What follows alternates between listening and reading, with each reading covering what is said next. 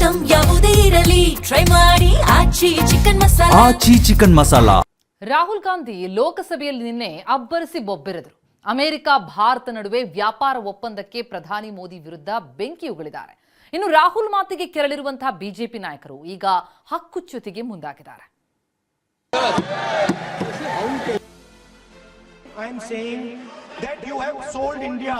Are you not ashamed of selling India? Do you have no shame of selling India? ಲೋಕಸಭೆಯಲ್ಲಿ ರಾಹುಲ್ ಗಾಂಧಿ ಬೆಂಕಿ ಬಿರುಗಾಳಿ ಭಾಷಣ. ಭಾರತ ಮಾತೆಯನ್ನೇ ಮಾರಾಟ ಮಾಡಿದ್ದೀರಿ, ನಾಚಿಕೆ ಆಗಲ್ವಾ? ಮೋದಿ ಸರ್ಕಾರಕ್ಕೆ ಚಾಟಿ ಬೀಸಿದ ಕೈ ನಾಯಕ ರಾಹುಲ್. ಮೊನ್ನೆ ರಾಷ್ಟ್ರಪತಿ ಭಾಷಣದ ವೇಳೆ ಸರಿಯಾಗಿ ಮಾತನಾಡೋಕೆ ಅವಕಾಶ ಸಿಗದೇ ಇದ್ದಿದ್ದಕ್ಕೆ ಕೆರಳಿ ಕೆಂಡವಾಗಿದ್ದ ರಾಹುಲ್ ಬಜೆಟ್ ಮೇಲಿನ ಚರ್ಚೆ ವೇಳೆ ಮೋದಿ ಸರ್ಕಾರದ ವಿರುದ್ಧ ಬೆಂಕಿ ಮಳೆ ಸುರಿಸಿತು. ಅಮೆರಿಕ ಜೊತೆ ಭಾರತದ ಸುಂಕ ಒಪ್ಪಂದವನ್ನೇ ಅಸ್ತ್ರ ಮಾಡಿಕೊಂಡ ವಿರೋಧ ಪಕ್ಷದ ನಾಯಕ ಎಫ್ಸ್ಟೈನ್ ಫೈಲ್ ಬಗ್ಗೆ ಪ್ರಸ್ತಾಪಿಸಿ ಹಿಗ್ಗಾಮುಗ್ಗಾ ಜಾಡಿಸಿದರು. ಭಾರತ ಮಾತೆಯನ್ನೇ ಅಮೆರಿಕಕ್ಕೆ ಮಾರಾಟ ಮಾಡಿದ್ದೀರಿ, ತಾಯಿಯನ್ನೇ ಮಾರಲು ನಿಮಗೆ ನಾಚಿಕೆ ಆಗಲಿಲ್ವಾ ಅಂತ ತೀವ್ರ ವಾಗ್ದಾಳಿ ನಡೆಸಿದರು. I am saying that you have sold India. Are you not ashamed of selling India? Do you have no shame of selling India? You have sold our mother, Bharat Mata. Do you have no shame?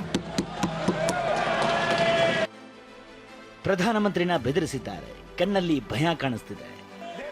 Modi ವಿರುದ್ಧ ವಾಗ್ಬಾಣ ಬಿಟ್ಟ ರಾಹುಲ್ ಪ್ರಧಾನಿ ನರೇಂದ್ರ ಮೋದಿ ಕಣ್ಣಲ್ಲಿ ಭಯ ಕಾಣ್ತಿದೆ. ಮೋದಿ ಉಸಿರುಗಟ್ಟಿಸುವ ಪರಿಸ್ಥಿತಿಯಲ್ಲಿದ್ದಾರೆ. ಅವರ ಕೈಗಳನ್ನು ಕಟ್ಟಿ ಹಾಕಿ ಹೆದರಿಸಿ ಬೆದರಿಸಿ ಅಮೆರಿಕ ಟ್ರೇಡ್ ಡೀಲ್ ಮಾಡಿಕೊಂಡಿದೆ ಅಂತ ಆರೋಪಿಸಿದರು. I know.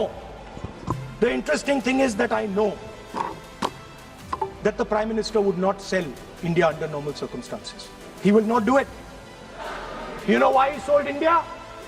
Because they are choking him. Mr. Rahul, address to the chair, please. He has sold India because they are choking him. They've got a grip on his neck. Speaker sir, मैंने बोला जब चोक लगाते हैं दूसरे व्यक्ति की आंख में देखते हो तो डर दिखता है सर. पीएम की आंख में डर दिखता है. दिख रहा है सर आंख में आंख नहीं मिला पाते हैं. ಟ್ರಂಪ್ ಬೆದರಿಕೆಗೆ ಸರ್ಕಾರ ಸಂಪೂರ್ಣವಾಗಿ ಶರಣಾಗಿದೆ ಎಂದು ಕಿಡಿಕಾರಿದ ರಾಗ, ಅಮೆರಿಕದೊಂದಿಗೆ ನಾವು ಸಮಾನ ಪ್ರಯೋಜನಗಳನ್ನು ಪಡೆದುಕೊಳ್ಳಬೇಕಿತ್ತು. ಭಾರತದ ಉತ್ಪನ್ನಗಳ ಮೇಲೆ ಅಮೆರಿಕ 18% ಸುಂಕ ವಿಧಿಸಿದೆ. ಅಮೆರಿಕಕ್ಕೆ ಭಾರತದ ಬಗ್ಗೆ ಯಾವುದೇ ಬದ್ಧತೆ ಇಲ್ಲ, ನಮ್ಮನ್ನ ಮೂರ್ಖರನ್ನಾಗಿ ಮಾಡ್ತಿದ್ದಾರೆ ಅಂತ ಬೆಂಕಿ ಗುಳಿದ್ರು. President Trump, if you want access to this data, then please understand that you are going to talk to us as an equal. You are not going to talk to us as if we are your servants. Second thing we would say is, Mr. Trump, please understand, our energy security is our energy security. And no matter what happens, ಅಮೆರಿಕದ ಜೊತೆ ಸುಂಕ ಒಪ್ಪಂದದ ಬಳಿಕ ಸ್ವತಃ Trump Bharat ರಷ್ಯಾದಿಂದ ತೈಲ ಖರೀದಿಸಲ್ಲ ಅಂತ ಘೋಷಿಸಿದ್ರು. ಇದೇ ವಿಚಾರಕ್ಕೆ ಕಿಡಿಕಾರಿದ ರಾಹುಲ್, ನಾವು ಯಾರ ಬಳಿ ತೈಲ ಖರೀದಿ ಮಾಡಬೇಕು ಅನ್ನೋದನ್ನ ಅಮೆರಿಕವೇ ನಿರ್ಧರಿಸಬೇಕಾ ಅಂತ ಆಕ್ರೋಶ ಹೊರಹಾಕಿದ್ರು.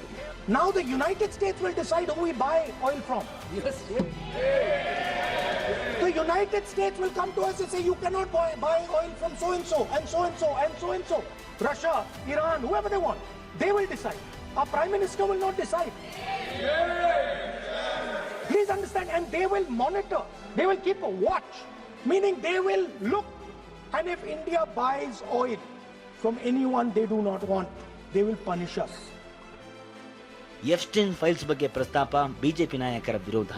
The thing that is going to transform India in the 21st century, the thing that is going to make us a superpower in the 21st century, this is what the Modi government has done with our data. The finance minister is smiling. She likes to smile. She likes to smile a lot. 20-year free tax holiday to anybody who wants it, to the big tax companies. This is what you've done on data. Rahul ಬೆಂಕಿ ಭಾಷಣ ಇಷ್ಟಕ್ಕೆ ನಿಂತಿಲ್ಲ. ಎಫ್ಸ್ಟೈನ್ files ಬಗ್ಗೆ ಪ್ರಸ್ತಾಪಿಸಿದ Rahul, budget ಮೇಲೆ ಅದಾನಿ ಹಿಡಿತ ಸ್ಪಷ್ಟವಾಗಿ ಕಾಣುತ್ತಿದೆ ಅಂತ ಕುಟುಕಿದ್ರು. ಅದಾನಿ ಅರೆಸ್ಟ್ ಆಗಿಲ್ಲ ಯಾಕೆ ಅಂತ ಪ್ರಶ್ನಿಸಿದ್ರು.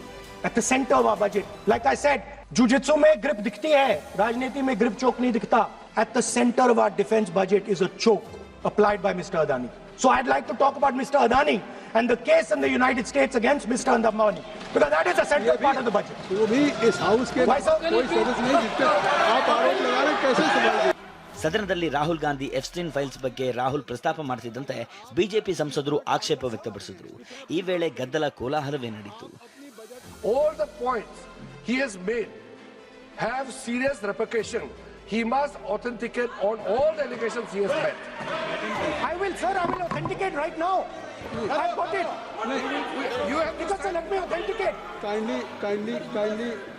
Already you have taken 45 minutes. Kindly. Sir, let me authenticate, sir. But kindly. Sir, he has said to authenticate. I will authenticate right now. ಇನ್ನು ಬಜೆಟ್ ಮೇಲಿನ ಚರ್ಚೆಗೂ ಉತ್ತರಿಸಿದ ನಿರ್ಮಲಾ ಸೀತಾರಾಮನ್ ಜನಸಾಮಾನ್ಯರ ಬಜೆಟ್ ಎನ್ನುತ್ತಲೇ ಆರೋಪಗಳಿಗೆ ಟಾಂಗ್ ಕೊಟ್ಟರು. ರಾಹುಲ್ ಆರೋಪಕ್ಕೆಲ್ಲ ಬಿಜೆಪಿ ನಾಯಕರು ತಿರುಗೇಟು ಕೊಟ್ಟರು. बिना समझते हुए वाइल्ड एलिगेशन करना एक जिम्मेदार अपोजिशन लीडर का ये पोजीशन का सम्मान भी नहीं करते, देश का सम्मान भी नहीं करते, रूल का सम्मान भी नहीं करते. नहीं प्रूफ है तो रखा क्यों नहीं? युवा नेता हैं जिन्होंने आज पार्लियामेंट में कुछ बातें रखी. He has a habit of making baseless allegations. ये जो करते हैं इसकी एंटरटेनमेंट वैल्यू नहीं है. एंटरटेनमेंट वैल्यू काफी है, पर on the one hand you have leaders who dedicate their lives to transforming the country, who work around the clock, and then you have elements of buffoonery. I am choosing my words carefully. ಇನ್ನು ರಾಹುಲ್ ಗಾಂಧಿ ಆರೋಪಗಳಿಗೆ ಕೆರಳಿ ಕೆಂಡವಾಗಿರುವ BJP ನಾಯಕರು ಮಾರಾಟ ಮಾಡಿದ್ದಾರೆ ಎಂಬ ಪದಕ್ಕೆ ಆಕ್ಷೇಪ ಎತ್ತಿದ್ದಾರೆ. ಹಕ್ಕುಚ್ಯುತಿ ಮಂಡಿಸಲು ನಿರ್ಧರಿಸಿದ್ದಾರೆ. Bureau report, ಟಿವಿ9.